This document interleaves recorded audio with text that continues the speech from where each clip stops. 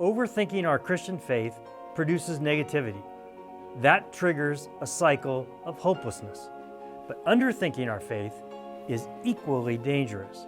It lowers our God confidence. There's a reason I call it God confidence and not self-confidence. It's simple. Anything that elevates self above God deactivates our faith. It's very difficult to keep a self-confidence balloon full of air.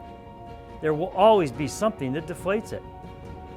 Most Christians are confident on the outside, but inside there is an underlying angst. That angst houses fear, anxiety, and doubt. But these believers desperately want, to live with 100% God confidence. Confidence to trust God no matter the circumstances. Confidence that expects God to show up. Confidence seeping from their soul for others to see God at work. We all want that, but we all know how hard it is to get. What's in the way? Me, you, us, everybody. Focusing on self is rampant in modern day Christianity, and it's getting worse as the pace of life accelerates. When does it show up? When we turn away from choices that we know are right, but cannot muster the strength to make. Here's a snapshot of what 100% God confidence is not.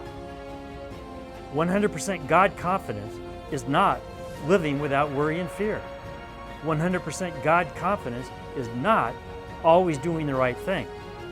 100% God confidence is not a life free of pain and trials.